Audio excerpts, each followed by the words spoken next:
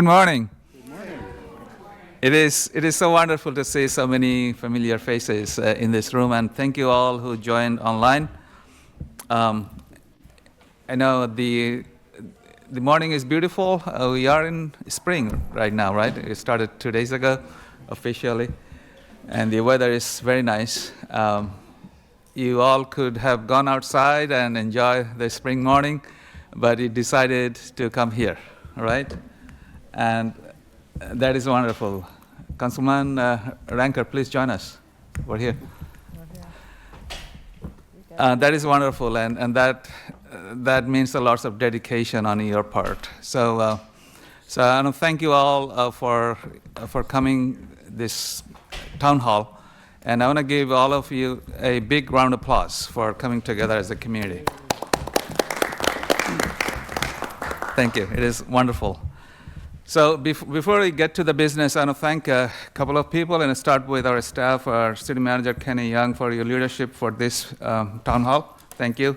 Assistant City Manager Bill Gardiner, you have spent many hours behind this town hall. I want to thank our staff, I believe Latoya, who is all the coffee and donors and everything you see, bagels outside, is she. She has taken care of that. We have Brian, who is working behind this council chamber to take care of the AV stuff. So thank you all for your time. Please give them a round of applause as well. I like to recognize and thank my wonderful council members who also have sacrificed their time from their family to join us here. And I want to start with on my right, Councilmember Hugh from District 1. Here we go, Councilmember Whitney from District 2, Mayor Pro Tem Mitchell on my left from District 4, and our newest and tallest Councilmember Ranker from District 3, and also Councilmember Rake from District 3.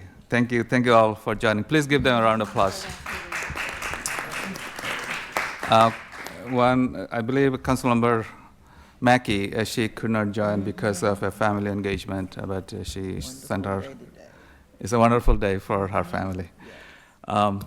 I now like to recognize and thank our two wonderful county council members, Tom Dernoga and Eric Olson. Please give them a round of applause. The reason we are doing a joint town hall is because the county does a lot for College Park.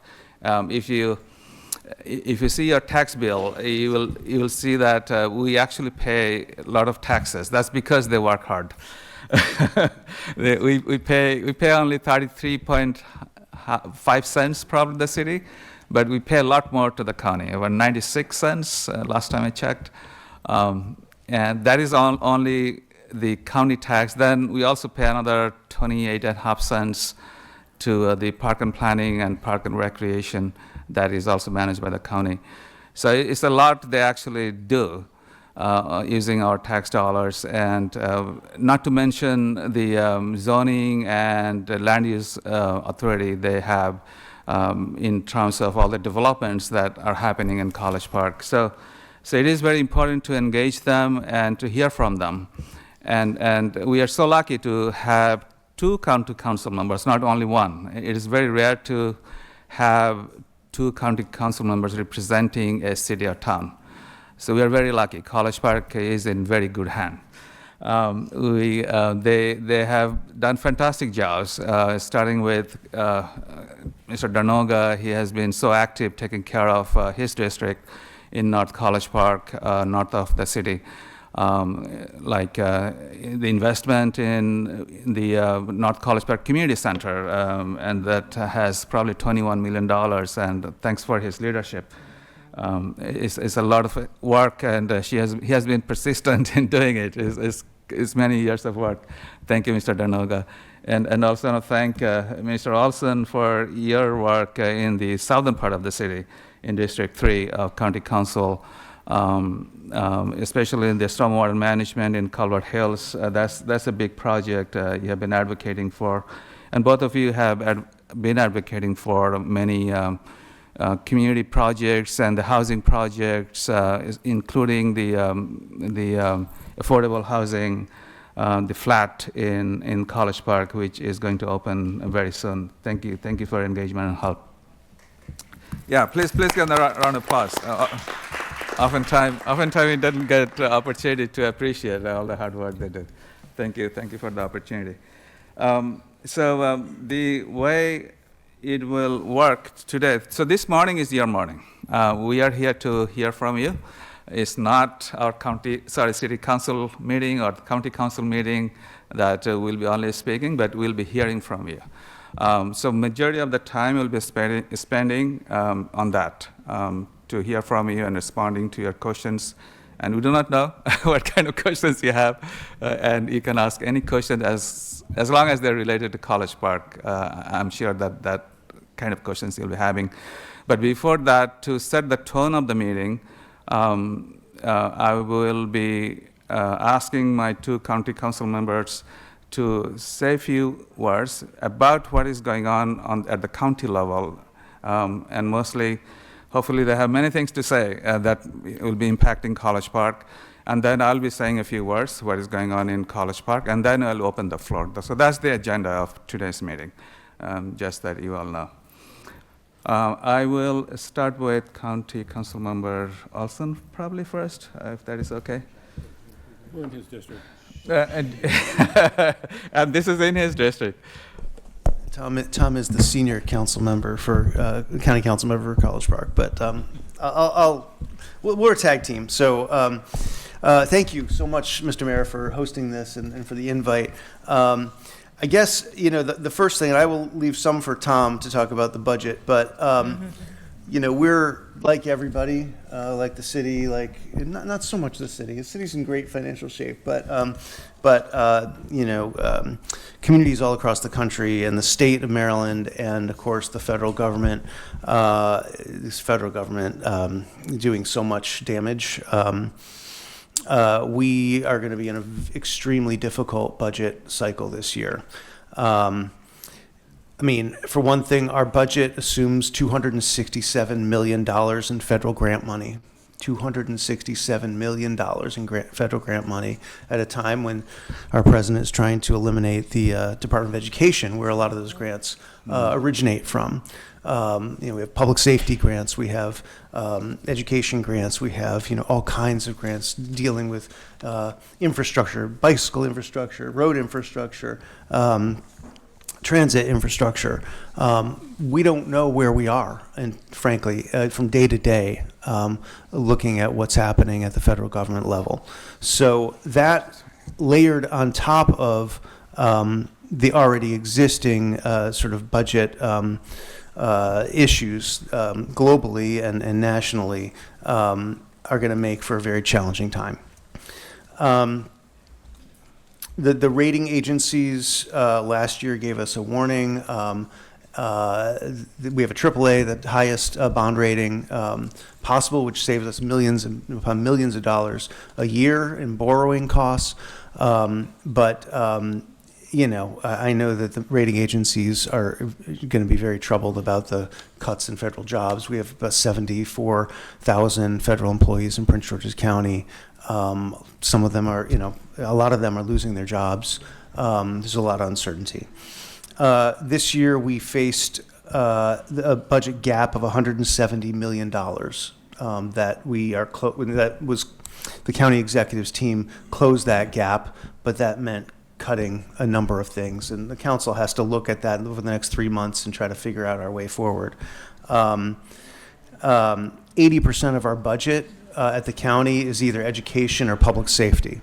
So that only leaves 20% left for all the other things. So there's not, when you're looking at cuts, you don't want to cut firefighters, you don't want to cut police, you don't want to cut education, you don't want to cut anything.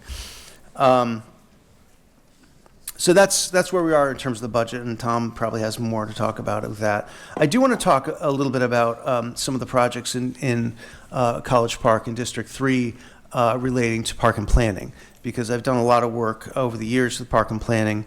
One thing in College Park Woods, the Buck Lodge Trail that connects College Park Woods to Buck Lodge, that will be repaved this spring. It's in pretty rough shape, and I had asked them to do that last year, and when the asphalt plants reopen, they'll be doing that this spring. I want to thank the City of College Park for submitting a letter of support for a COG, Council of Governments grant, which we're competing for, which would fund a feasibility study for an east-west trail connection. So we have a lot of great north-south trails, the Trolley Trail, the North-East Branch Trail, the Paint Branch Trail, Indian Creek Trail, a lot of great north-south trails, but we don't have one that connects us across the region east to west. So this would be an idea that would connect sort of College Park, well, frankly, the Northwest Branch Trail through College Park, over New Carrollton, through Riverdale Park, over to through the Riverdale area, over New Carrollton, and then all the way over to the WB&A Trail, which eventually there's going to be a bridge this year opening across the Patuxent River into Anne Arundel County on WB&A. So we want to continue to connect all of our communities through our wonderful trail system and open it up to more. I know, Mr. Mayor, the city has been very interested in the Old Calvert Road Bridge, and I know Park and Planning has about $110,000 study going on right now that's on track for completion by late April, so we will see what the results of that feasibility study are. That would connect sort of the College Park Estates and Yarrow communities across the northeast branch of the Anacostia. For those of us in Calvert Hills, the Albion Woods area, which was purchased by Park and Planning several years ago, there's a lot of invasives in there, a lot of invasive plants. There are vines growing, and I'm trying to get Park and Planning to really have a comprehensive plan to remove the invasives, plant native plantings in there, and make it a dedicated passive park. Not necessarily an active thing with a lot of things, but passive park, which I think is what we've heard from people. The Wells Linson Complex, ice rink and splash park, there's significant funding in future years for not just updating, but redoing all of that. It's an old facility, and a lot of problems there with that facility. Let's see.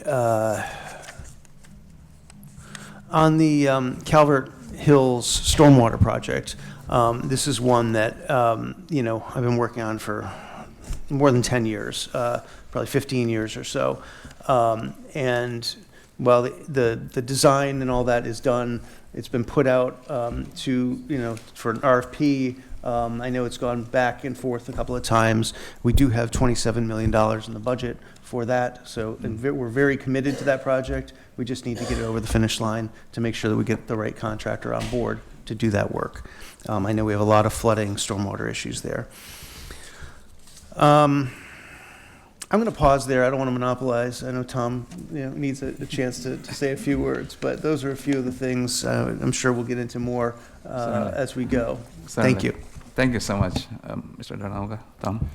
Okay, thank you, Mr. Mayor. Good morning, College Park. It's great to be here, even if it is District 3. It's in College Park. It's all one College Park. Mr. Olson was focused on the budget doom and gloom, so I want to start with saying, how about those Terps? As a graduate, I do follow the Terps still, and it was fun watching that yesterday. Moving on to serious things, I'm just going to touch on the budget, because Mr. Olson, I think, covered the doom and gloom. When you look at the... It's always sunny in South College Park. The county exec's letter on this, the acting county executive, highlights 3 bullets. We have increased unfunded state mandates, federal uncertainty, which could likely affect beyond our ability to calculate income tax and property tax revenues going forward. And then we have slower revenue growth just in general. So all these things add up. And in terms of the state mandates, we're looking at somewhere in the order of 30 to $40 million, maybe as high as 45 million. So we're waiting to see what the state does in Annapolis right now. And it's like this every year, except we usually don't have unfunded mandates just sort of hanging there. They want to shift the Department of Assessments and Taxation office cost. Everyone thinks the Department of Assessments and Taxation sends your property tax bill as the county doing your assessment, but it's the state doing it. We just pay half of it. Now we're supposed to pay 90% of it. They're also looking at moving over the teacher and community college retirement system payments, move that from 30% to 50%. There's also a supplemental teacher retirement grant. So all these things are adding up. So these are some of the challenges that we have to deal with. So the sense is a hiring freeze except in certain areas. And as Eric said, the county executive has put together a balanced budget. She's required to, but it's one with a lot of pain. One of the biggest things I think that we're worried about is grants that the council gives out, non-departmental grants and special appropriation grants. At the moment, those are projected to be cut in half. So entities like College Park Meals on Wheels could be affected, and other county or College Park area nonprofits. Food banks could take a hit, and you might have just seen that the federal government decided to cut back a ton of money. Is it $1 billion or $500 million of food assistance for food banks just the other day? So it's not going to be a fun year. But we want to listen to you. We want to understand what priorities are. Obviously, education and public safety. You start with that, but beyond that, we're going to be trying to prioritize. On the good news front, the mayor mentioned this. The North College Park Community Center, which I've been working on with the mayor and the city council for several years now, and with the local residents. Everybody's been involved. That's going to procurement. That's all told going to be a $26 million project. So that's going out to procurement, and then I guess once they get the contractors in place, they'll start construction hopefully in the near future. I think the projection is it'll be completed in FY28, so that's several years from now. But it's just great to see that that's gone from discussion and vision to actually something that's moving forward to something solid. Just because it's nearby to North College Park, I just want to let you know that we did get funding for rebuilding the Beltsville Community Center. It's a $20 million rebuild. So that's not going to be for another 5 years. But these projects, you got to start and get them moving. So there was a feasibility study done. So based on the feasibility study, they've put in the budget for the next 5 budget years. Somewhere in the next 5 budget years, they'll start funding it. That's a $20 million project. Most exciting, I think, at least for me and people in certain parts of North College Park, we finally got funding from the Department of Public Works to move on the Rhode Island Avenue upgrade. I know there's been a lot of people in the Paducah Road area who've been wanting this and begging and screaming about it, as they should. So that's actually supposed to start in mid-May, and we're supposed to have a community meeting. We need to pin down a date to let the public take a look at the schematic plans.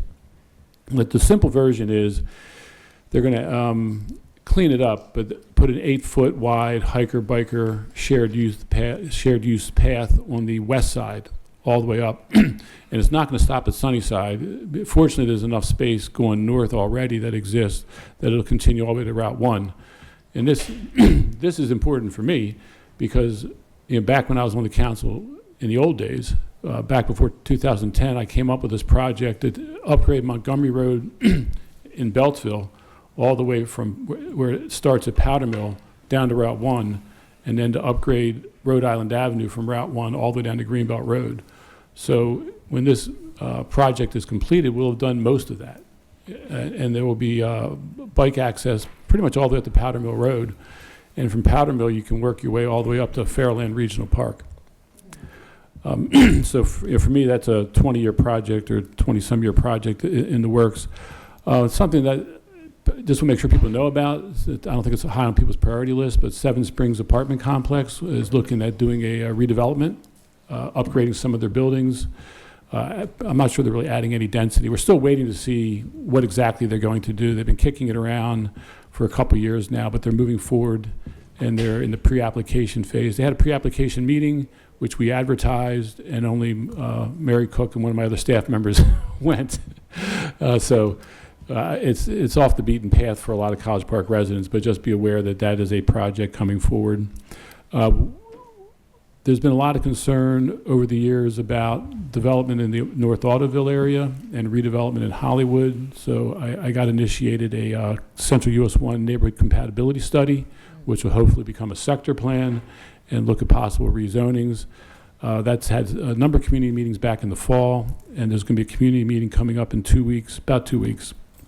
It's April 3rd from 6 to 8, and that'll be at the Chinese Bible School in North College Park, up there in North Ottoville.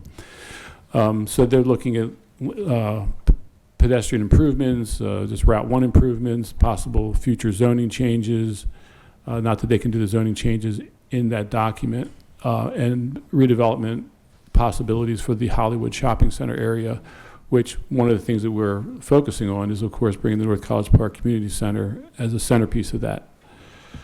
And just because you love town halls, because you're here, I'm having a town hall, my annual town hall with the county executive. That's April 2nd, it's a Wednesday, and that'll be at the BAPS Hindu Temple on Amendale Road. It's kind of central to the district, and we have postcards going out. We have our newsletter. It's in our newsletter, but we'll have the county exec there. We'll have 10 or 15 county agencies. So if you want to find out what they're doing or ask them to do things that they're not doing, or just have a conversation with them, they'll all be there. But we'll be talking about the budget in depth, and it'll give you an opportunity to question the county executive and her staff as to what they're doing and why. Other than that, one thing in the park and planning budget, I'm hopeful, I'm sure Mr. Olson's hopeful, that we're going to keep, it's roughly $100,000 of project charge money that we have in the park and planning budget for College Park. Youth and Family Services usually gets $45,000. The College Park Senior Programming and Recs and Parks gets $50,000, and the College Park Arts Exchange gets $5,000. With that, I think I've gone on enough. A couple other hold on a second. Nah. 2 other events we're having, and now I can't get my phone to tell me what they are. We have a resource fair, which includes utility companies. So if you have some, everyone's got utility issues. So we're going to have WSSE, PEPCO, BG&E, and a host of other folks. Maryland Public Service Commission has been invited, and you can bring your utility bills and ask, what's going on specifically. So rather than just going to a meeting and listen to them talk about how they're doing their best, you can say, well, here's my bill, you're not doing your best. And they'll also talk to you about resources that they have or that the county or state has that can help you. So that's Monday, May 12th. That'll be at the Laurel Beltsville Senior Activity Center. And once again, if you get our newsletter, all that information will be in there. And then finally, we're having a small business outreach resource fair with the Economic Development Corporation, and that's going to be on June 12th at the Laurel Beltsville Senior Activity Center.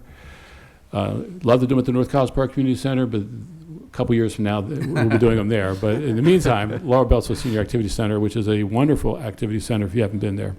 With that, I'll turn it back to the mayor. Thank you. Mr. Mayor, I'm sorry. Please. I neglected to mention my town hall for District 3, which is April 10th. That's going to be at William Wirt Middle School, the brand new William Wirt Middle School, and that's starting at 6 o'clock. Is the resource fair with all the county agencies and other entities, and then 7 o'clock is when I'll make the presentation. Congressman Glenn Ivey will be my guest at that town hall because so many federal issues, and we wanted to make sure that he could come and speak to some of the federal issues for all the federal workers and others in our communities. Thank you. Oh, and Julio Murillo is my chief of staff, and he's here. Julio, could you raise your hand? Yeah. So Julio can also be a resource to all of you. Thomas, want to mention your staff? Yeah, I meant to mention my staff and I forgot, so now they're going to be mad at me. We've got my chief of staff, Michelle Garcia, who's been with me for the last 7 years. Nathan Auerbach, who does my scheduling and keeps me straight. And Mary Cook, former College Park City Councilwoman, who does a little bit of everything, seniors programming, land use, whatever else needs to be done. And she's been a great resource. So you can't have her back on the city council. Yeah, thank you all. And for this town hall, you all actually contributed so much in getting the word out and putting the flyers and everything. Thank you. I want to recognize two of my council members. They have joined just a few minutes ago. At the end, we have Councilmember Hernandez from District 1. Please raise your hand. And District 2, they're very popular, more popular than I am. And from District 2, Dr. Esther Brown. Thank you. I know you have a you have a committee meeting in your district, but you came here. That means a lot. Thank you so much. And finally, before I talk about a little bit about the city, a bit of housekeeping. So there's a refreshment just outside of the door on the right, and the restrooms are next to the elevators. So I'll spend a few minutes to talk about the city. Then I'll open the forum to take questions. And I start with the economic development. And we had a fantastic presentation at the city council meeting last Tuesday night by our economic development manager, Mr. Williams.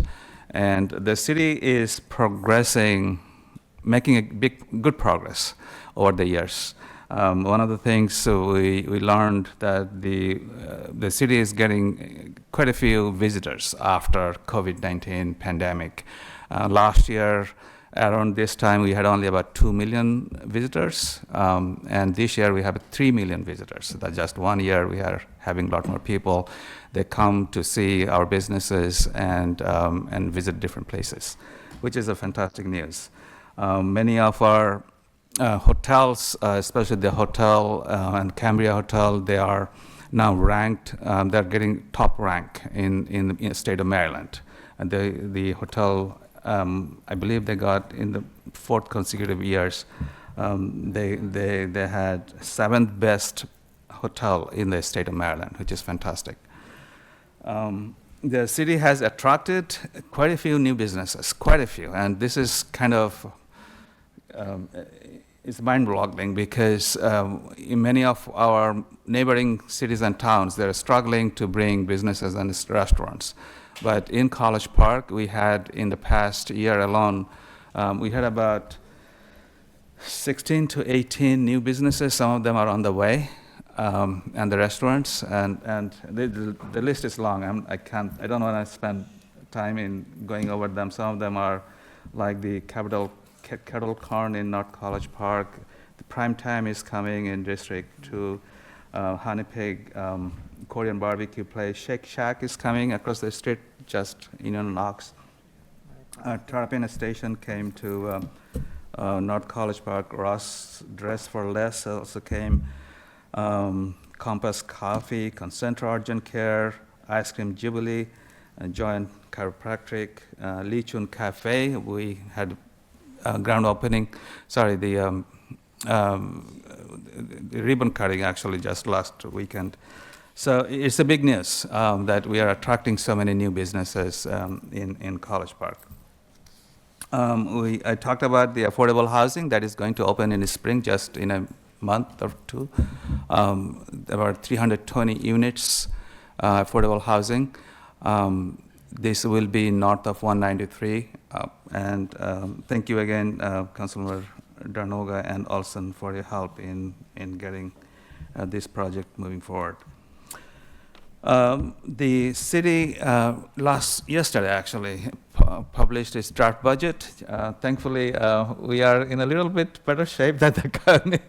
And thank you to our staff, Mr. Young and Mr. Field, our economic development not the economic, finance director. They did a fantastic job for putting together a balanced budget, so we don't have a deficit, thankfully. The budget is around $29 million, and we are not, the big news, we are not proposing any tax increase. There will be no raise in the tax rate. That's the good news.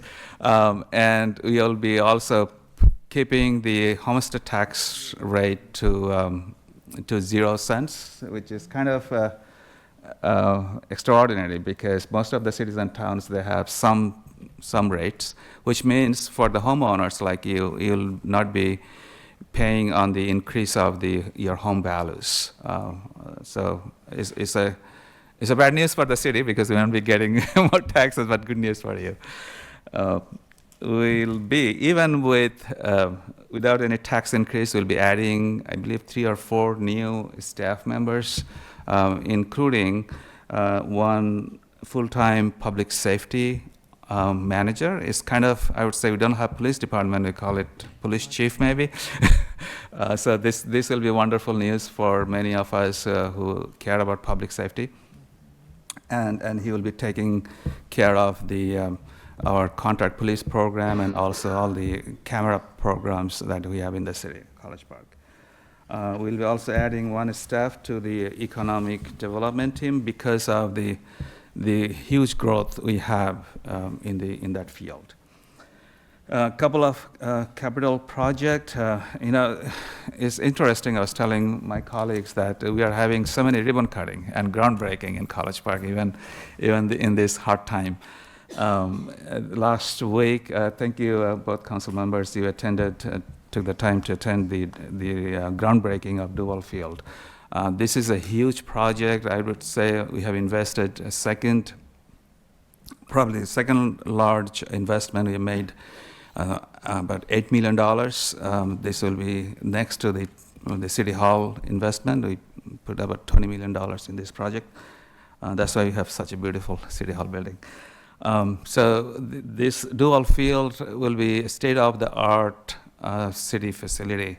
And will have many elements that you'll be very excited about, including a natural turf field. So that our children can play throughout the year. There will be irrigation. If there rains, then they'll be drained out. And there will be other amenities like an amphitheater, so the our residents can watch movies or something under the open sky together. There will be a picnic spot. There will be quite a few new game fields, things like basketball and bocce ball and pickleball, cornhole. There's a long list, about 12 or 13 different elements. The playground will be completely renovated and with the new equipments. So we're really excited to see this coming. Construction has already started, and it will be completed in a year, in the summer of next year. We also had a ribbon cutting to open the College Park Clubhouse.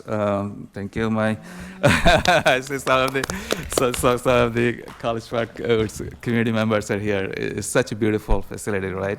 And I know they have been asking for so long, and this is the community I love, and they don't ask too much. This is the only thing. But they're happy people, and I'm very happy to see that you have now your own community members. But this is, by the way, this is a city facility, so anyone from City College Park can actually book it and make a reservation and have a meeting there. We completed the Route 1 construction, thanks to the county and the state. So it's a joint work together. Now we have a very nice, beautiful Route 1 with a turn lanes and nice median and bike lanes. We are also fighting for design money. Thankfully, there is $1 million in the state draft budget to have design of the Route 1 in the North College Park. And thank you for your advocacy, council members, as well. And thanks to 21st delegation, they have been leading this effort. Finally, I'd like to say Councilmember mentioned about the impact of what is going on in the federal space. Many of our community members have been impacted because of the layoffs and everything that's going on. College Park has quite a few federal workers in the zip code 20740, according to the Maryland labor statistics. We have about about 1,200 employees who actually live in this zip code in College Park. So they will be impacted. Many of them have lost their jobs, they're laid off, and they're struggling with their mortgage, their kids' tuition fees, and so please think about them. College Park, in our city level, we are thinking of how can we help them. We had a job fair last week or week before at the hotel. It was packed, and we are working with the state and the county and also the federal leadership to address it and help them out any way we can, bringing the resources to them. With that, I like to open the floor right now. So we have, thank you all who actually came, and this will be your time to ask questions. And thank you. We see that about 19 community members who joined online.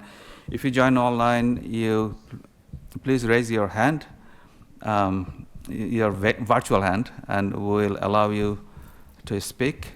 And if you are here, you can speak from here. There is a portable mic. Thank you so much. If you state your name, you're fine. You're fine where you are. Introduce yourself, please. Hello. If you introduce yourself before. Hello. Yes. Yeah. Hello. Can hear My you. name is Ted Baker. I'm a resident of College Park. I'm also a faculty member at the UMD College of Engineering. I'm really proud to work at that university and all the strides that they've taken that's landed them as the #1 college for LGBTQ students nationally. I'm also the parent of an LGBTQ kid. Like many of our neighbors, our family has been dismayed, an understatement, by the new administration's attacks on a lot of vulnerable populations, including LGBTQ folks, and especially trans kids. I want to make sure I'm doing my part to advocate for the LGBTQ here at home and encourage the city to think about the resources and recognition it can provide, especially as part of the Pride Month in June. This year, DC will host World Pride, which has the potential to be a lightning rod for heightened opposition and conflict around LGBTQ issues. College Park should show its pride so our kids and neighbors know that they are safe, seen, and celebrated here, and that there is no shame in being who you are. I want to give a huge thanks to District 3 reps, Ray and John, as well as our Mayor Pro Tem Mitchell, who have been responsive to our family's concerns and open to ideas about how we can make this year's Pride the best yet.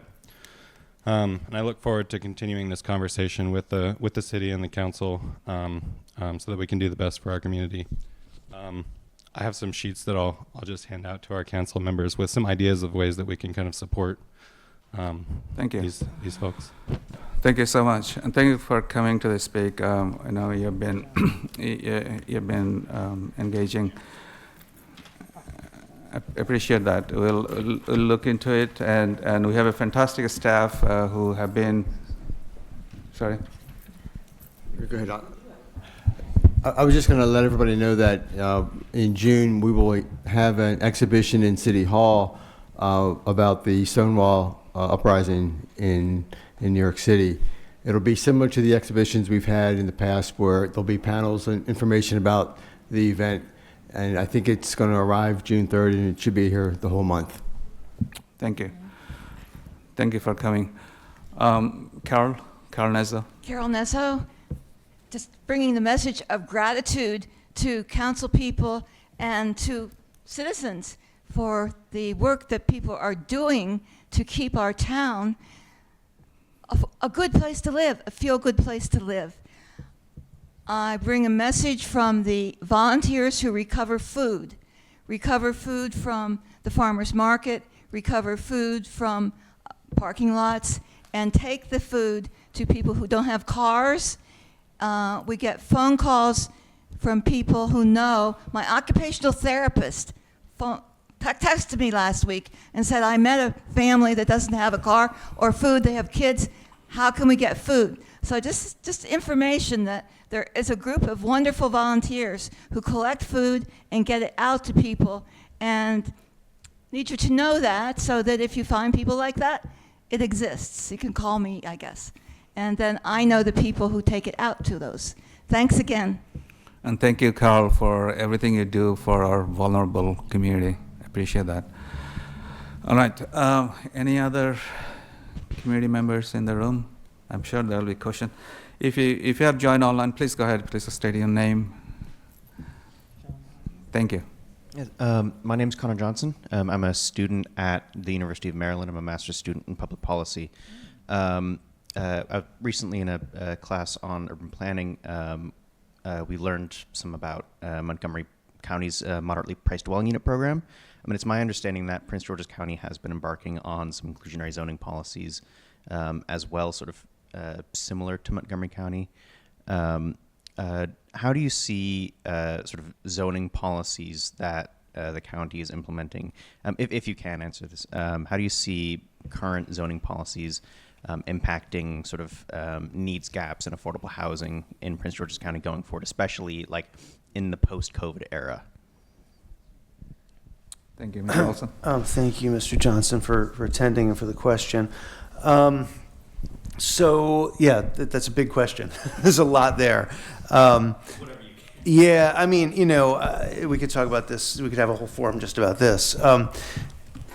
When I got back on the council about 2 years ago, one of the first things I did was had a meeting with our director of housing in the county to talk about, to ask about, you know, sort of density bonuses and basically MPDUs, placed dwelling units.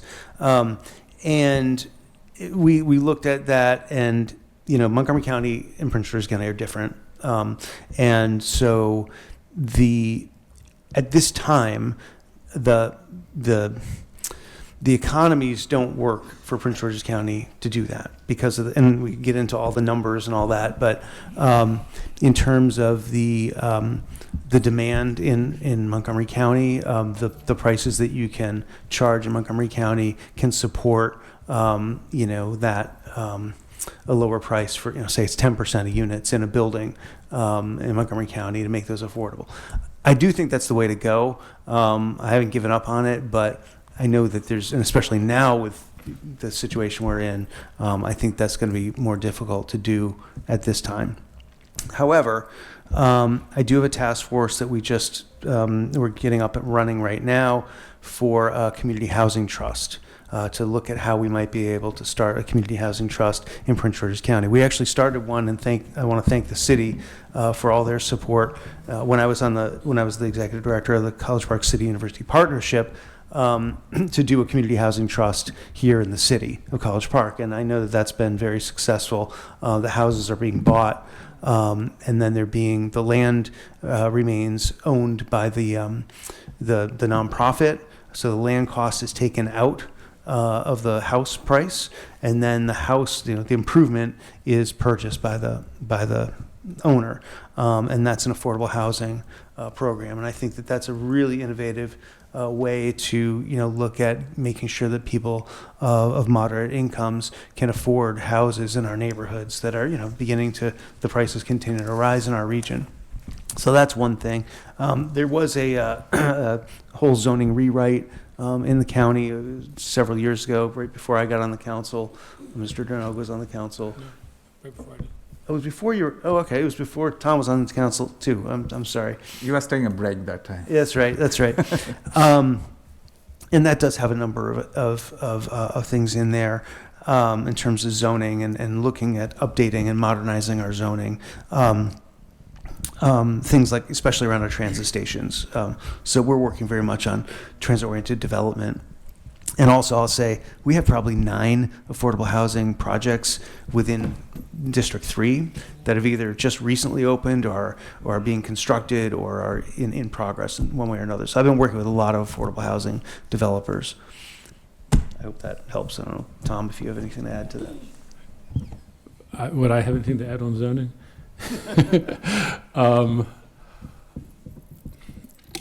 To answer your, maybe the specific part of your question, the county zoning ordinance does not have a specific moderately priced dwelling unit law.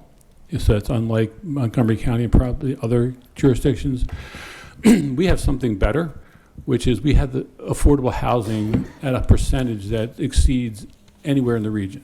We are the affordable housing, which actually is good and bad, because the two main drivers of your county revenue are property tax and income tax.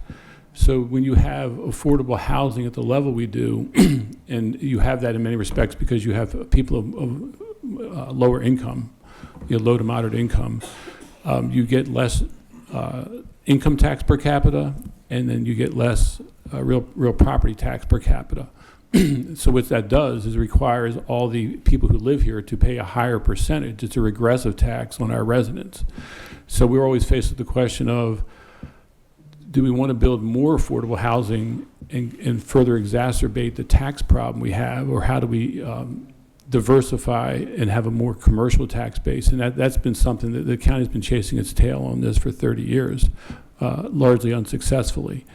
Having said that, we have a housing investment trust fund money that we put in. Just Tuesday, we had on our county agenda new projects. Must have been 2 or 3 that we're doing pilots, payment in lieu of taxes. We're also kicking in money. So there's some new projects coming through. We do several a year. Our redevelopment authority is doing affordable housing projects that they're partnering with developers. Our revenue authority is financing some affordable housing projects. So we don't have a MPDU zoning program, but we have a lot of initiatives. And from at least some of the council members' perspective, we're urging that these projects that we support be transit serviceable and not just flung around the county, which has been one of the drawbacks over the years. So we're trying to get at the issue, but in many respects we need higher end housing, and not mansions, but just townhouses or single family that are at a little higher level, because essentially when you break it down, garden apartments, for example, don't pay for themselves. So someone's got to pay for it. If you don't have a commercial tax base, it's the single-family detached houses that are paying for it. So it gets very complicated. So I'm answering way more than you asked for. But as Eric said, we could do a whole seminar just on this. Yeah, and the only other thing I would say is we have a right of first refusal program where the county can assist basically people who are living in an apartment. If an apartment building is being sold, then a nonprofit or a nonprofit basically that's working with the residents can have the right of first refusal to purchase the building to preserve the affordability. So, and we've actually had numerous apartments that have been purchased that way to preserve the affordability. Ms. Mitchell? Thank you, Mr. Mayor. And I have a question for my 2 county council members. It came from a resident. As we currently understand with everything going on the federal level, what actions has the county council considered in regards to individuals paying their property taxes, or for the next year? Many people are not going to be able to afford to pay $5,000 or $6,000 or $7,000 in property taxes. Some individuals with some homes, both of them are federal workers, and so both of them have been ripped. So the question is, what considerations have the county council members thought of in regards to supporting individuals? And also our seniors who are aging in place, because their income is going down, not up, increasing. So that was a question that was asked to me to ask to both of you. Well, there's limited things we can do, but we have in front of us a resolution asking the governor to suspend foreclosure proceedings against homeowners who are federal workers who've been laid off. And we also have I think we have a bill to try to create a small fund to help people pay their mortgages. I think it's like $1,000. It's something to support folks in that situation. Unfortunately, the county is not fiscally of a level that we can start paying people's mortgages. In terms of property taxes, we could not forego that on our own, I believe. I think we would need to get state authorization. I'm not sure if there's anything at the state for that right at the moment. But I would like to think that that's something that we and the state would consider. This is, we're in extraordinary times, and it's not extraordinarily good times. Mr. Olson? Yeah, I mean, that's exactly what I was going to say. We are requesting the governor, place the moratorium on foreclosures. I mean, that's the first thing. But I mean, this is all new territory, and I'm sure we're going to be, contemplating a lot over the coming months. Thank you. Thank you.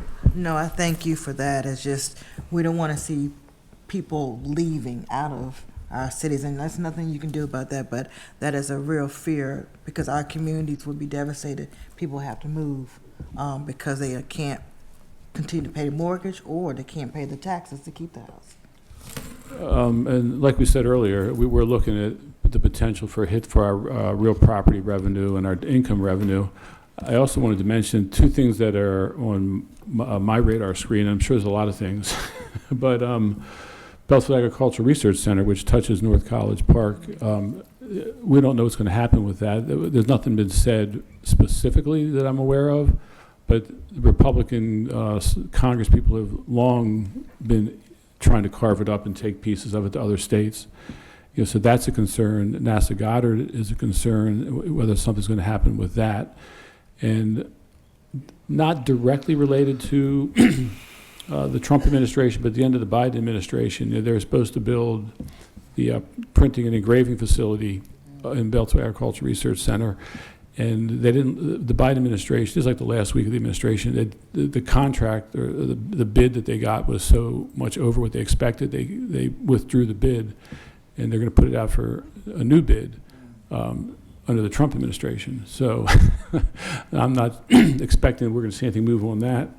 And I believe the Trump administration last week or the week before, I think maybe Mr. Trump said basically the FBI building's not moving anywhere. So you asked about individuals getting hurt, and not only are individuals getting hurt, but there's a ripple effect from all these things hurting the county in general. And plus all the federal facilities, you mentioned some of them, but College Park has its own share, like NOAA has been impacted, the archive is impacted, the FDA by the College Park Metro has been impacted, and many of our community members actually work there. So it's a multiple front we've been facing. Thank you. Mayor, I see. Mr. Mayor, can I one thing you mentioned archives, and what I should have mentioned my first statement. I know that there was concern about Metro Bus, the bus that serves the archives, going away under their Better Bus, and it did go away, or it is going away for the Metro Bus, but Prince George's County is picking up that route. Oh, I don't know if you knew that. So the Prince George's County, the bus will serve archives. Obviously, it won't go into Montgomery County, but it will connect to where a bus line from Montgomery County goes to. Thank you. That's So I know there's a huge concern from workers at the National Archives. Yeah, we received a letter from the archive, and we also sent a letter from our city council to the Omada.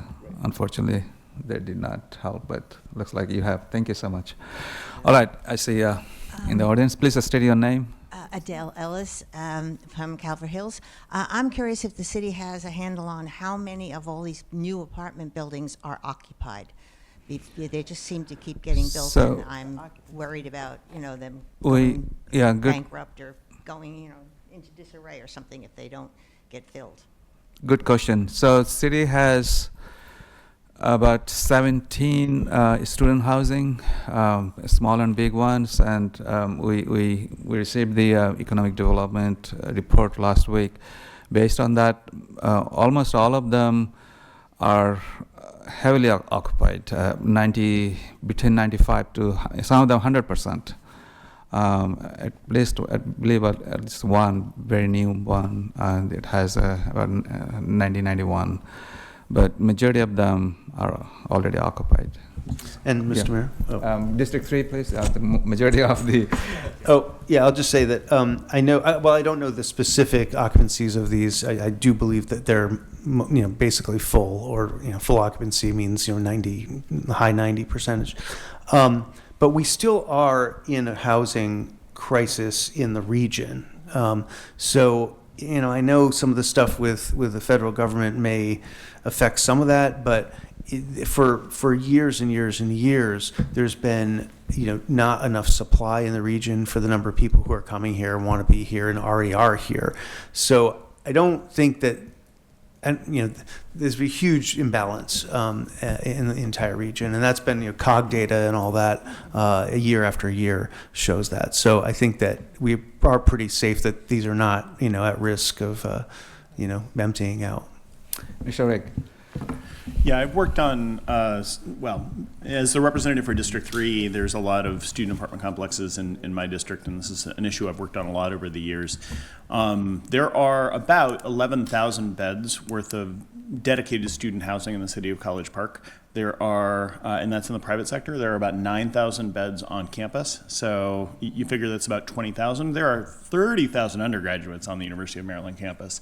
So, I think just on the math alone, there's probably a pretty healthy market still out there, and probably a fairly healthy unmet need. One thing that I really like to point out is the student apartment complexes both take pressure off of the University of Maryland for dormitory space, but they also take pressure off of our close and ring neighborhoods for sort of student rentals. I have spent a great deal of my 10 years on council sort of mediating conflicts between long-term residents and student residents, and would note that those are going down. I think conditions in the neighborhoods are getting better, and I think a lot of that is because the sort of what I would call sort of antisocial behaviors occurring in neighborhoods is declining as there are more opportunities to conduct social activities closer to campus in and around the apartment complexes. So I think it's important to view it, I think, through that lens as well. I hope that that's informative.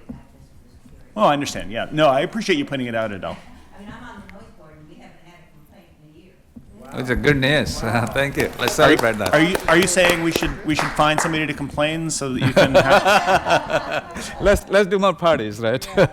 I think Carol Magnus, then I'll come to you. Thank you. Yeah.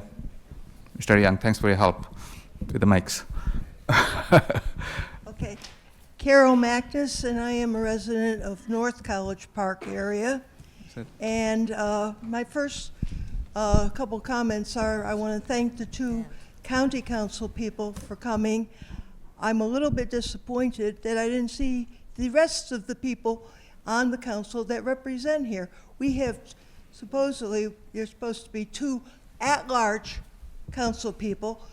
They represent us also, and I hope that we don't forget them, because they tend to forget. They're down, first of all, the one that I know that still exists is down in the south end of the county, so we don't see that person too much in the north.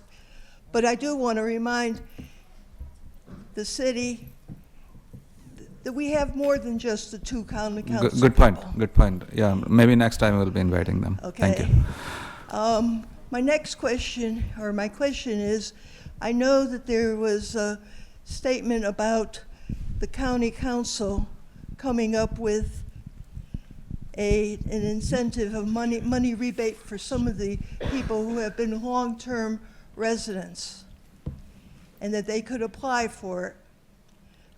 They had it a while back. I know that financially I don't qualify, but I'm concerned because this, even though it might be a small amount, this would help some of the people who are having problems paying taxes, paying mortgage, things like that. I realize it's kind of been put on hold, which I don't hear too much about it, except I've read our Senator Rosa Pepe's little article in the Beltsville News, and he keeps saying, oh, it's available. You can go out to this website. It's not available at the moment. And I don't think that word is getting out where that stands, along with the fact, I'm curious, it may be a small amount of money, but it is an amount of money which impacts our budget. Are we going to be looking at just putting it off indefinitely because of the budget problems? Are we ever going to get back to it? That's my question. Awesome. Tom's looking at me. It's my district. Want me to take this? We will both address it. I mean, go ahead, Tom. There's a bill to approve the senior tax credit that's been presented, probably introduced, and it's going to get enacted this year. I have no doubt. I hope Mr. Olson agrees with me. The question is, are we going to change the effective date 1 year? If we keep the effective date as planned to take effect in July, then we need to come up with $11 or $12 million more cuts in a year in which we're having trouble as it is. So the question that's been put on the table is, do we delay it 1 year, the effectiveness, not the enactment? So that's where it stands. I would tend to think, this is more of a hunch, that we're going to enact the bill with a 1 year deferral of the effective date. Otherwise, we got to do something else we don't want to do. Mr. Olson? You nailed it. I mean, I think Tom and I both support the senior tax credit. We both recognize that the past one was very, very flawed because we had a lot of residents say we don't qualify because the 20%. If you're already getting your homestead tax credit, then you basically don't qualify for this. So this bill would put the tax credit on top of that, which is appropriate. I think the whole council supports that. But yeah, built into the county executive's budget is not having this passed this year. So we're in this position where we would come up with $13 million if this or 11 to $13 million. So we're all for it, and I do believe it will, as Tom said, it'll pass, but it may be deferred a year. My concern is getting the word out to someone Yes. like Senator Rosa Right. Pepe, who writes a column Right. in the Beltsville News and doesn't give the wrong impression Okay, yeah. that it is available. Okay. And I use his because he has a column. I don't know about some of the other Yeah. elected officials. Yeah. Not really. No, that's a good point. Not hearing about It's it. a good point. Yeah. And thinking, oh, it's available. Right. Here's the website. Go out to it. Right. No, that's a good point, and there Thank has you. been confusion. Thank you. Yeah. Thank you. Point well taken. I'll go there. Please state your name to be recognized. Good morning. My name is Audrey Hayden, and I've been a resident of College Park for 22 years, namely in College Park Woods. For the last couple of years, I've had an issue with the people that are renting the house across the street from me as far as cleanliness is concerned. Also, the number of vehicles that they have. I've called the office repeatedly. I think it's the services office. We had a little directory for College Park Woods. So I use that directory to call to report things that not the way they should be. And I've reported to them that these people use their carport to store mattresses and whatever other kind of things that they can store out there. Normally, it's the things that they use in their work, so they're working out of their home.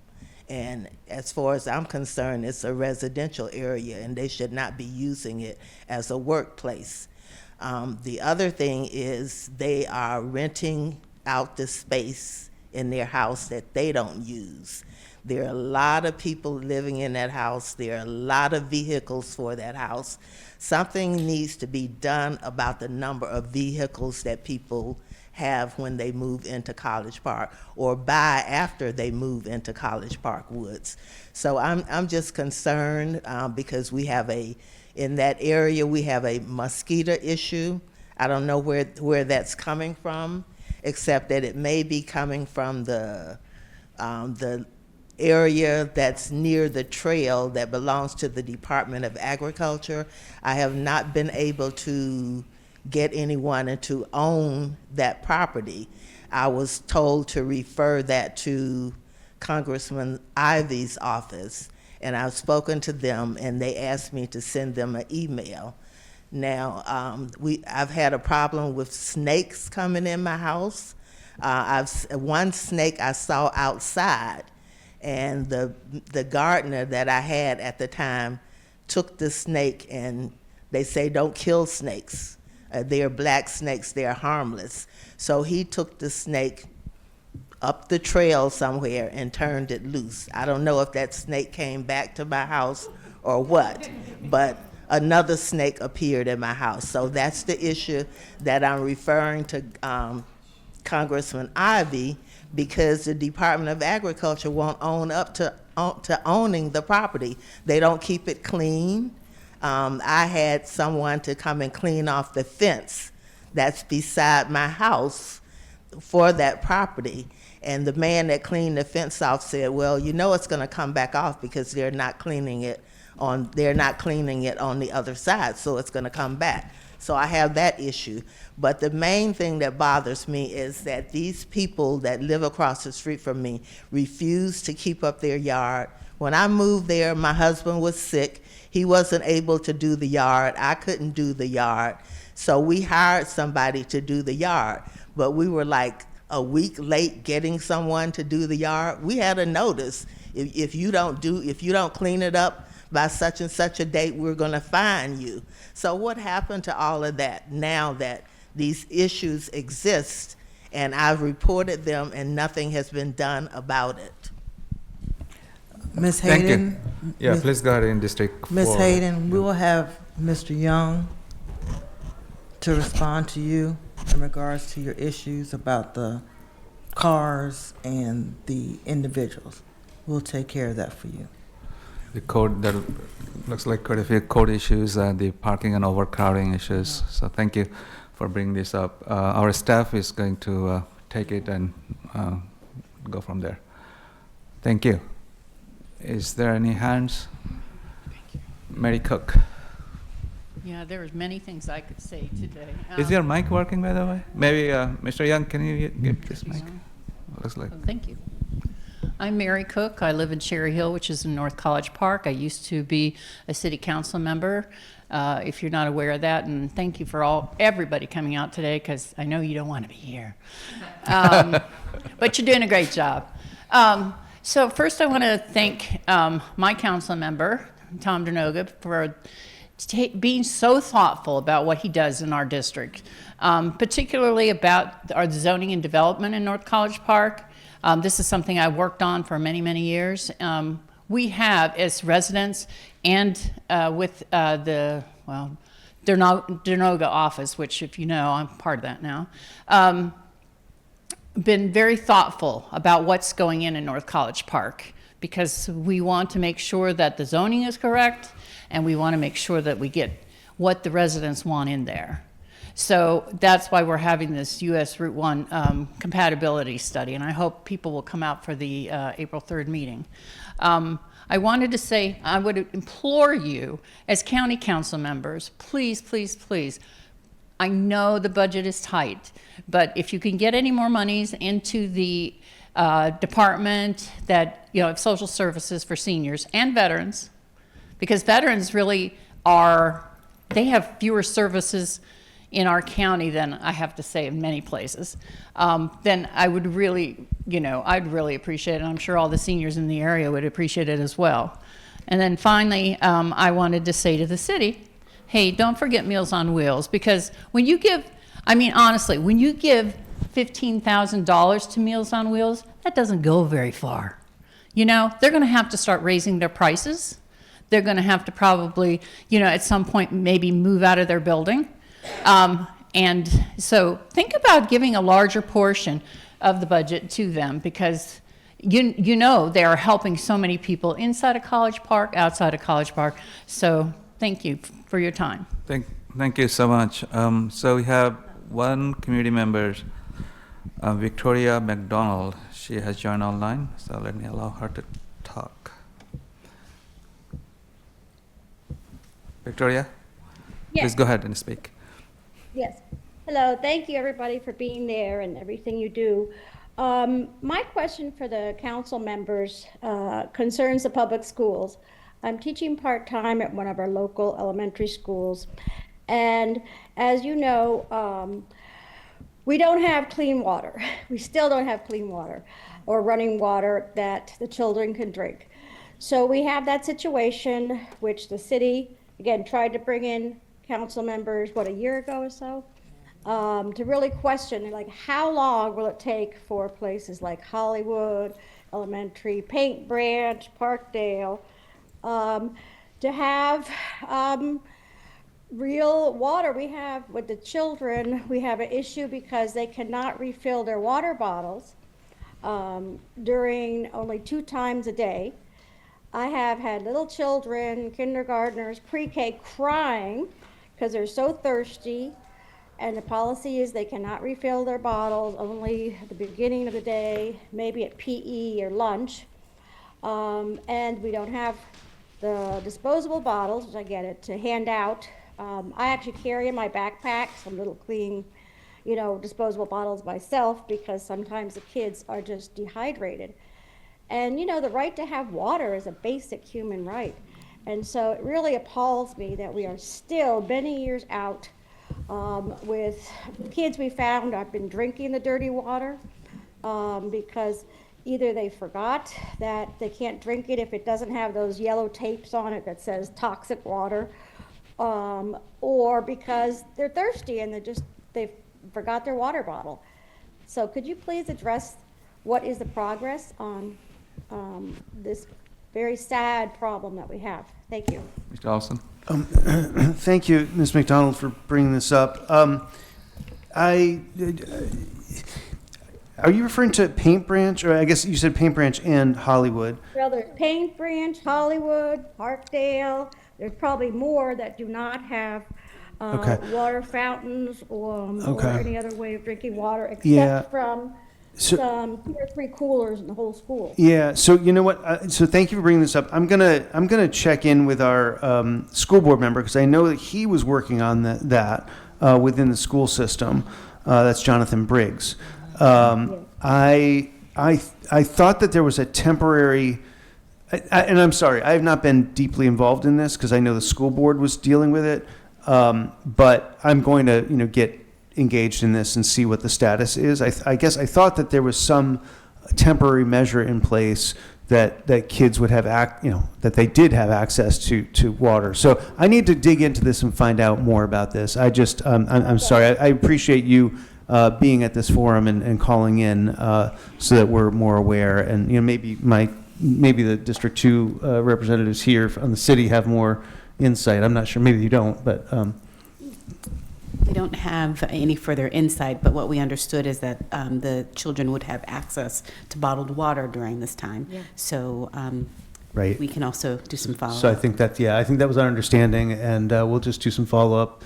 District 2 reps and I in my office will do that. And I guess, Hollywood, that's Tom and you guys. So Hernandez, I think we heard from the Hollywood school as well. In meeting with the administration of the Hollywood Elementary School, they do have a temporary solution that's kind of bridging the overall larger concern. But I think what Ms. McDonald is referring to is what is the future permanent plan to address what seems like a long-term infrastructure plan, like deficiency. Thank you. There needs to be a permanent solution. All right. I did ask that question of the school board when they were here, and that generating a lot of plastic waste and no really good solution for dealing with that waste is not feasible. And they did direct a question, and the scope of the problem is that they said that when they go to make repairs or address, the plumbing, they have to go into the wall, and it turns out that there's problems in the wall they find, and then when they go to address the plumbing, they can't. If they touch it or do anything with it, it's gonna make it worse. It's gonna break it. And what the underlying problem is that they need to renovate these schools. And then there's a juggling issue that's going to happen is as they renovate the school, they have to move the students to another location, while they renovate that school, they move them back. And then there's a lot of schools that have these issues. And it's going to be a long-term project. I'm disappointed that there can't be better short-term solutions. There are types of tubing pipes that you could run from along the ceiling down to the water fountain that wouldn't cost much without opening up the walls. And I hope that they can start addressing this, because having clean water is a very essential, important part of childhood development. And the whole plastic water bottle solution is not the solution. They said they brought in bigger containers. It needs to be addressed in a better way, thinking outside the box. Yeah. So that's what I'll say about that. We should be reaching out to our school board rep to have a sustainable solution. Ms. Perez, thank you. Good for morning, coming. everyone. Thank you, Mayor and Council, and our esteemed council members. Arelis Perez, North College Park.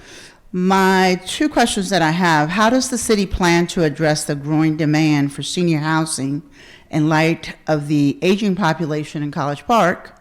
And how does the city plan to balance new developments and the preservation of affordable housing for seniors? Yeah, so senior housing is something we have started discussing. In terms of affordable housing, the city has helped to have at least two affordable housing complex. The one is the at Worth, close to the College Park Metro Station, which is supported by Amazon, I believe, big investment there, and also the Flat, which is going to open in north of 193 on Route 1. There has been another initiative, which is the city has been working with the university, College Park City University Partnership, CP Cup, on a project called Housing Trust Program, and this is about allowing or helping our residents to buy single-family homes at a reduced rate. And I believe so far they have acquired 9 homes in College Park, and there will be more in the pipe. Yeah, it is a new front, but we have talked on the council a couple of times to have opportunities to have a senior homes and make them affordable.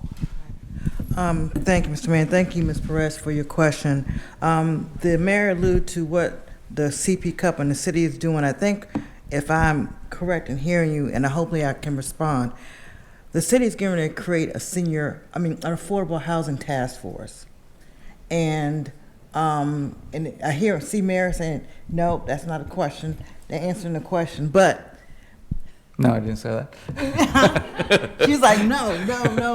Go ahead. But to your point, we have to have we as a body have to have a discussion about how does that look like for us as a city, and how do we look at the matrix to close the gap and provide some senior housing. I'm trying to help out my mayor here to answer the question. But if any of my other colleagues want to chime in, please feel free to do so, Councilman Whitney. But my thing was looking at the Affordable Housing Task Force as one component. Thank you. Anyone wants to speak? Yes, absolutely agree that this will be part of what the Affordable Housing Task Force is looking at. Affordable housing is a problem across all demographics in the city and in the region and in the nation. So it's a big problem, but that doesn't mean we don't try to tackle it. One of the things that the city is the council is in the process of looking at is tax breaks for buildings for seniors in the city, identifying places where we have property available or where there could be redevelopment that might be specifically dedicated to seniors. at all income levels, because we also have seniors who do not really need affordable housing but want to stay in the city because they have contributed to this city for their entire lives, and they want to continue to do so. They want to be a part of this community. And a lot of seniors we've known seniors who have looked and have not been able to find housing in the city that meets their needs so they can stay here. So, and they've had to move. So we don't want that to continue to happen, because everyone in our community is a great asset, and we want to keep them there, here.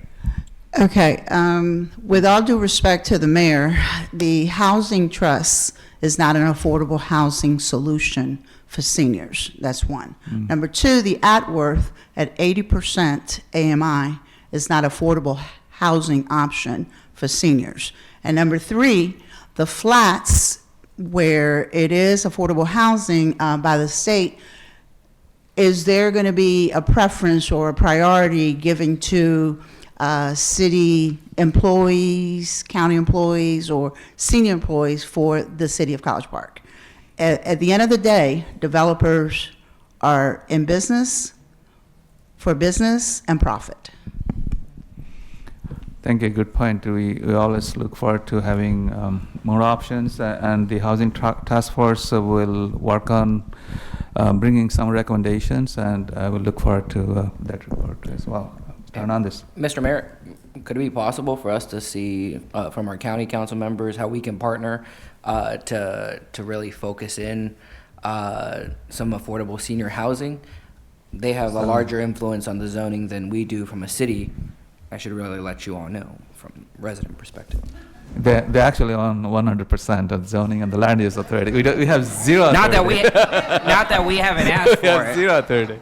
Not that we haven't asked for it. It's 98%, 98%, not 100. We're asking for it. You do variances and fences and. That's little. I said 2%, 2%.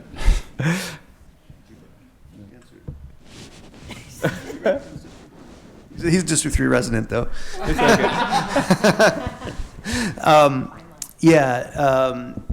Thank you for that question. Yes, I mean, look, there are senior housing, specifically senior housing developers out there who have done projects in Prince George's County. Let's work together to engage more of them to come to College Park and do that. It's definitely on the list of all the things that we need to tackle. So, we can engage our housing department. But the land costs are part of the problem, are the biggest part of the problem, right? So as land values have increased, as College Park continues to be an even increasingly more desirable place for people to be and put their money and invest, that makes the competition for land that much more expensive. So we need to put our heads together to find the right amount of land, whether it's redevelopment of existing parcels, what kind of public land is available, all those types of things. Those are all part of the mix that need to be thought about and looked at. And then, then it has to pencil out. And we need to get the tax credits and the federal and other tax credits to make that work. But I'm your partner here, and we want to work together on this. Certainly. Oh, please. Let me just say, we've got a great parcel of land for you on North Ottoville. You just have to get it out of the hands of the owners. Because I tried to get, senior housing in there probably, 20 years ago, let's say. And the response from that senior developer who was willing to do it, he said, Ken Michaels does not want to sell. So that's part of our problem, but we got a parcel for you. Thank you. Mr. Mayor, I'd like to have more ideas. Mr. Rick. Sorry, just for a number of residents, at least in District 3, our senior residents, I think, in many, but not all cases, but many cases, the best affordable housing is where they live. And I think the city already places a priority on aging in place and commits a fair amount of funding to retrofitting existing houses to meet people with limited mobility. And that's something that the city supported for many years through the budget, something that I anticipate will continue to support through many years through the budget. I also want to make sure to point out that we have tax incentives, tax rebates in place for senior residents as well. So I think I completely agree that it's a missing gap in the city of College Park. But I also, think it's important to point out that we do have a number of extremely meaningful programs in place to support our residents so that they can continue to live in their house and be part of their community for their whole lives. It's something that I value, and I know that I believe I speak for all of us up here. Thanks. Thank you. Thanks for pointing out those two initiatives. Ms. Whitney. I also wanted to point out that there's been a lot of discussion about how to use the city-owned land at 4704 Calvert Road, which can support, I believe, 39 units at its greatest density, and that might be another option of perhaps more affordable land for a developer to consider, which is very metro accessible and close to amenities. What's the zoning on that? Thank you. Ms. Bonnie, we actually just on the top of our time, but maybe we can take one more question. Please go ahead. Thank you. Bonnie McClellan. I live in College Park Woods. We have a home, a very large home, nice property, nice neighborhood, everything's great. But when we can't stay there, we have to leave College Park. And so all the different things that are being done are important, but it still doesn't change that there's nowhere to go to if you have to leave your home. You have to leave the city. That's been true for a long time. And that would be awful. We don't want that to happen. Thank you. Any other question? This will be. Oh, there's someone online. Robert Thurston. Let me allow him to talk. Mr. Thurston, please go ahead. Please unmute yourself. Good morning, good afternoon. Thank you all for being here. I appreciate your time. I just wanted to point out on the discussion there that there needs to be a proactive approach, both from the county and the city. At a time when government revenues are down, there's still going to be deep pockets, and especially in the city, there's not a lot of land that is available. So I think we are in a proactive standpoint where we can kind of dictate what we want to be developed and not just go after revenue. And I hope that, especially from the county perspective, that we don't bow down to revenue at a time where housing is of a big concern for all, not just for seniors, but for all that we want to live and thrive in our area. Thank you. Thank you. Thank you so much. So maybe this is the last question. Please go ahead. And, again, Connor, North College Park resident. Affordability has been sort of a theme in the latter half of this. And so I had a question on the transit-oriented development that you mentioned earlier. Does affordability play into sort of calculations for your plans around transit-oriented development? Sort of like, what does that look like? Is it upzoning?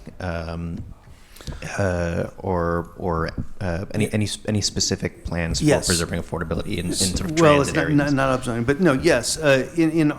I think all the plans, around our transit stations, there is a vision for affordable housing, and I represent New Carrollton as well. So, the two metro stations in District 3 are New Carrollton Station and College Park Metro Station. We have, as Mr. Dernoga said, we just passed pilots and low-income housing tax credits for a project right at the New Carrollton Metro Station, or we didn't pass them, but they were introduced this week.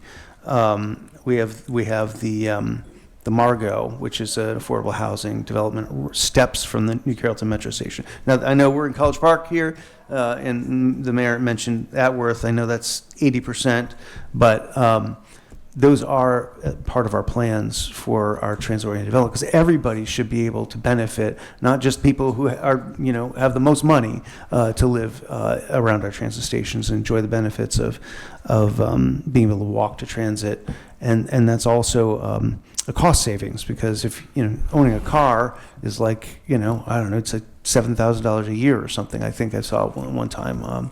So those are also important pieces to that. I just want to touch the zoning, why not upzone?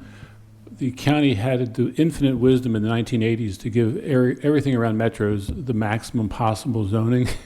So there's actually more zoning density authorized around most metros than developers even want. So offering a bonus is like offering nothing. So it's more that it's the low-income tax credits, pilots, and revitalization tax credits, and just things of that nature. But to get there, the government has to subsidize a lot of this. So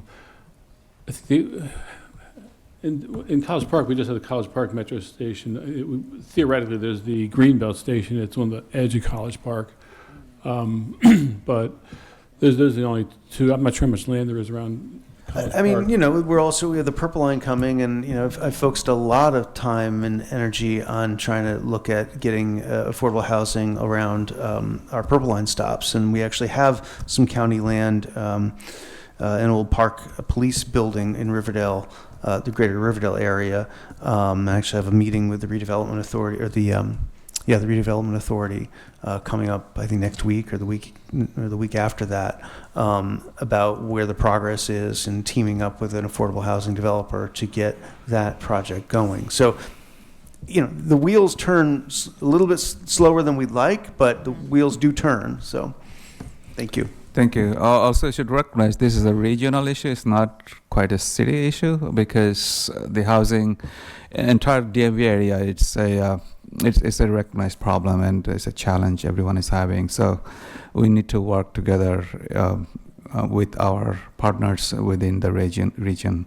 So the City of College Park has been part of the COG, the Council of Government, that has the members from all the cities and the towns and the counties within the DMV area, and they have a housing plan, and the committee that have been working on bringing more affordable housing. It is a challenge. You recognize it. We're not happy about it. So thank you. So that's all the time we have. Thank you. I only will be recognizing you because it came from Greenbelt, right? You're not speak. Do you have a question? Okay, you're nodding. Okay, thank you so much for coming from City of Greenbelt. I appreciate that. That's all the time we have. I want to give Councilmember Dernoga and Olson one last opportunity to speak. And thank you again for your time in College Park. I just want to thank everybody for being here. Thank the mayor and city council for hosting us. One thing that Mr. Olson I forgot to mention, they've been working on this. This is Go Prince George's County. It's the master plan of transportation. The last one was done, I think, in 2010. So this has been being worked on for several years. This is a preliminary version. Because you're a District 1 resident interested in this, I'd be happy to give you this copy. But you can get... You're a lucky resident. Well, he's getting a master's degree in planning. So, but there will be public forums around this, and we do have copies of this. It's also online on the Park and Planning, mncppc.org. You can get it and download it. There are hard copies. I know Mr. Olson has a bunch. My office has a bunch. We'll have them at our town hall meeting on April 2nd. But I think it's very important because transportation and land use go hand in hand. Okay, so it's one thing to have the sector plans, master plans, et cetera, but this updated Go Prince George's is going to be very important. And I'll turn it over to Mr. Olson. Yeah, thank you. I just want to thank you, Mr. Mayor, and the council and the staff for putting this together, and especially the residents for coming out today and being here online and submitting questions. Please, never hesitate to contact my office with any question. You may not know whether it's a federal issue or a state issue or a local issue, but we can sort that out. We're happy to serve, and we thank you for your engagement in the community. Thank you. Thank you. On behalf of my city council, wonderful city council member that I always enjoy working with them, I want to thank you all for coming this morning. I know it was hard, as I was saying in the beginning. You sacrificed about 2 hours with us because you care about the community. I know we did not cover everything. There are so many things we could have been covering, like the schooling and the public safety, policing and everything.